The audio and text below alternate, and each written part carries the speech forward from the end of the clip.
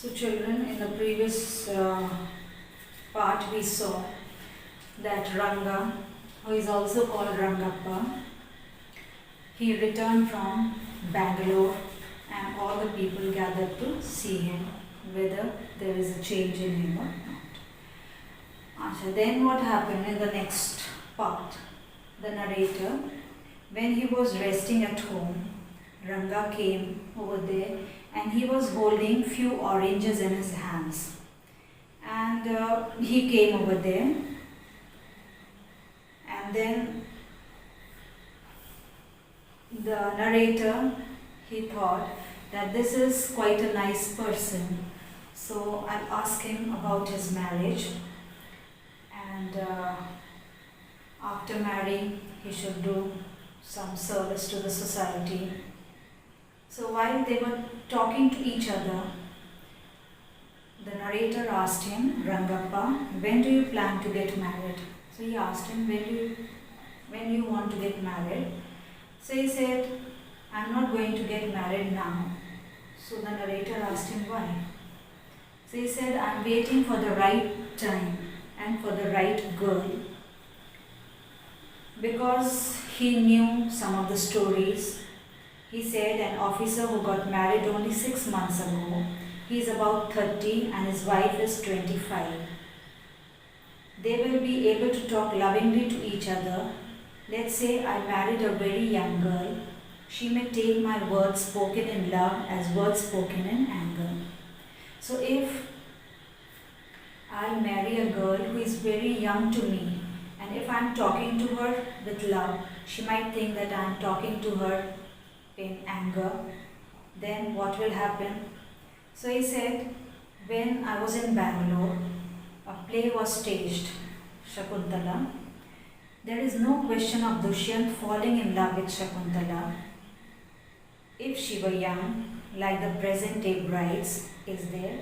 So he put a question in front of him that Dushyant falling in love with Shakuntala, if she was young, as in the present day brides, they are young, and if falling in love with them, so there is no connection where Shakuntala and Dushyant got married, they fell in love with each other. What would have happened to Kalidas's play? If they did not fall in love, the Kalidas's play would be useless. If once get married, it should be a girl who is mature. And I want a person, a girl who is mature.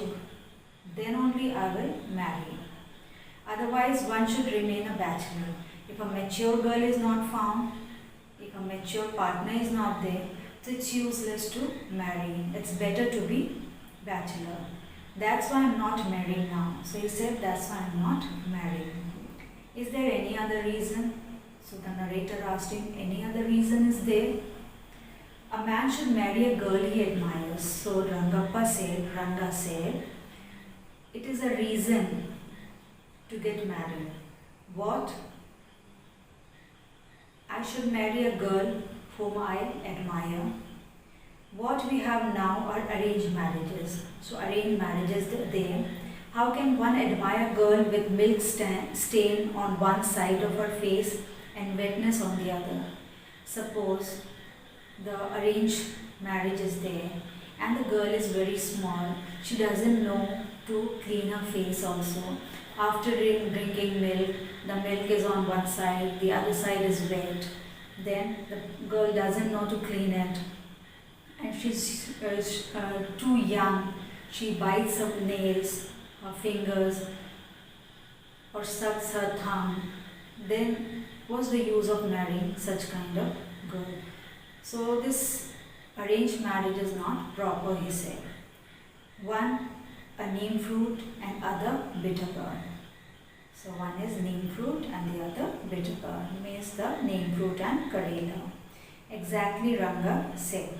So the narrator, when he said about the neem fruit and bitter gourd, so Ranga started laughing and he said, exactly what you say. I was distressed that the boy who I thought would make a good husband had decided to remain a bachelor. Now, narrator, he was very much upset because he was thinking that this boy is such a nice boy, he would be a good husband. So now he is refusing to marry. After chatting for a long, Ranga left. I made up my mind right then that I would get him married. And after a few minutes or hours, Ranga went off, and the narrator, he decided that he will find a pair, a match for him. Ramarao's niece, a pretty girl of 11, had come to stay with him. Now he realized that Ramarao, his niece Ratna, she had come to stay with him, and she was 11 years old, and she was from a big town. She knew to play veena and harmonium. She sang very sweetly. Both her parents had died, and her uncle had brought her home. So her parents were not there. So her uncle Ramarao, he brought her to his place. Ranga was just the boy for her, and now he decided that Ranga and Ratna, he is going to make a nice pair for them. He'll try to bring them closer and get married. Since I was a frequent visitor to Ramarao's place, the girl was quite free with me. So quite often the narrator used to go to Ramarao's place. So this Ratna, she was quite free with him. She used to talk to him. I completely forgot to mention her name, Ratna. The very next morning, I went to the house and told Ramara's wife, I'll send some buttermilk for you, ask Ratna to fetch it. So he played a game. He went to the house and he said to Ramarao's wife that send Ratna to my place and I'll be sending some buttermilk for you. So when Ratna came to his house, it was Friday, and she was wearing a very beautiful sari. The narrator told her to sit down and told her, you sing a song. And while she was preparing to sing a song, he sent for Ranga.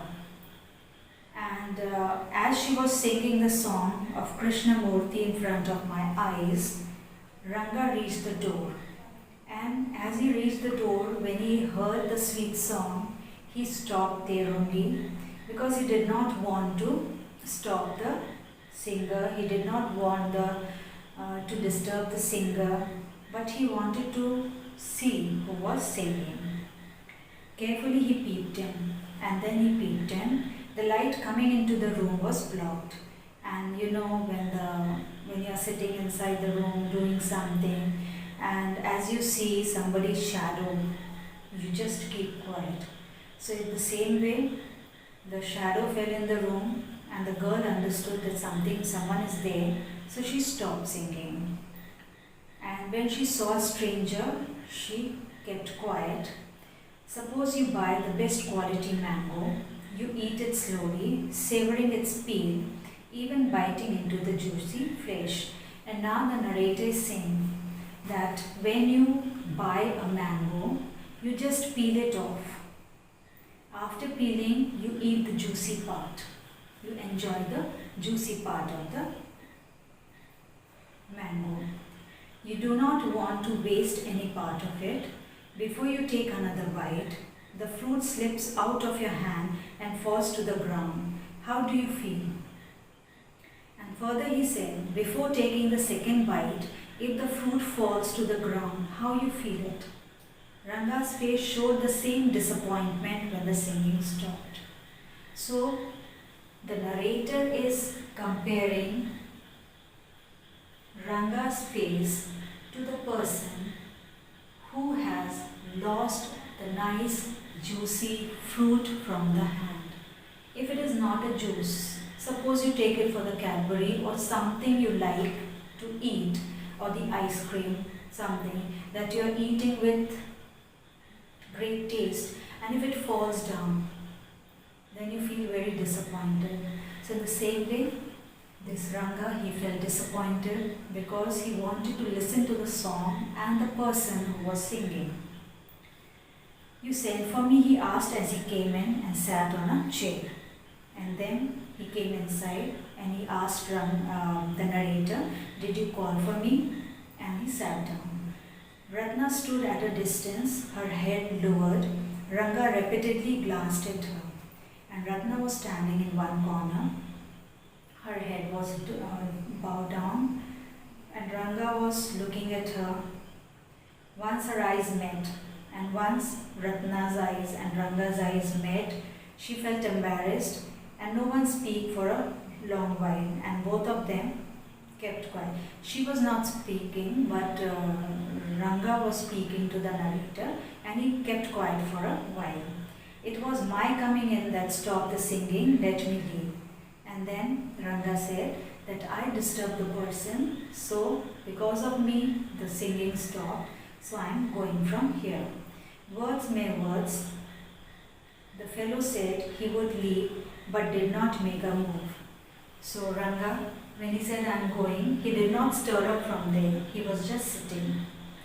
How can one expect words to match actions in these days of Kali Yuga? So he said this is Kali Yuga. What the person does and the action, they do not relate to each other. Ratna ran inside, overcome by shyness. So Ratna was feeling shy. She was embarrassed, so she ran inside the house. After a while, Ranga asked, "Who is that girl?" So after getting the conversation was going on, then in the middle of the conversation he asked, "Who is that, Swami? Who is that inside?" The lion wanted to know. Now Ranga is a lion and he wanted to know who is that. The he-goat who had taken shelter in the temple replied, "Does it matter who am I?" So the he-goat, if the lion is asking, "Who are you?" So he-goat who is there in the temple, is he going to tell the lion who he is? Because he had already eaten 9 lions. I have vowed to eat one more. So the he-goat, that he wanted to eat one more. So would he go and tell me, "Are you male or female?" The lion fled the place in fear, it seems. So the lion, he will be afraid. Because the he-goat is asking, "You are a male or a female?" So the lion will run away from there. Like the he-goat I said, what does it matter to either of us? Who is she? So the narrator, being a he-goat, he said, "What is it? It doesn't matter to you also and to myself. I am already married and you aren't the marrying kind. And I am married and you don't want to marry. So why you are asking who is she?" Very hopefully he asked. "She isn't married then?" His voice did not betray his excitement, but I knew it was there. And he was quite hopeful. Ranga was quite hopeful. So he asked, "Is she married?" "She was married a year ago." So narrator lied him. She married a year ago. His face shivered like a roasted brinjal. So his face became like a roasted brinjal. When we make bharta, then the brinjal shrinks. So his face also shrank. After a while, Ranga left saying, "I must go, I have work at home." So Ranga said, "Now I am going, I have some work at home." I went to a Shastri the next morning and told him, "Keep everything ready to read the stars. I'll come later." I tutored him all and I wanted him to sing. And then the next day, he went to the Pandit and he told him everything, means the Shastri, and he told him everything, told him to prepare everything, and he said, "I'll come later and you remember whatever I am telling you, you speak." As you must have seen in the serials or in the TV pictures, you have seen that the person whom he wants to marry, he goes and gives some money to the Pandit and he asked him to say all those things that you want him to speak. So same thing happened over here, and the narrator told Shastri that you speak all these things. I found no change in Ranga when I met him that afternoon. What's the matter? You seem to be lost in thought, I said. And then the next day the narrator met Ranga and he said, what has happened to you? I think you are in deep thinking, you are lost in thoughts. Nothing wrong, believe me.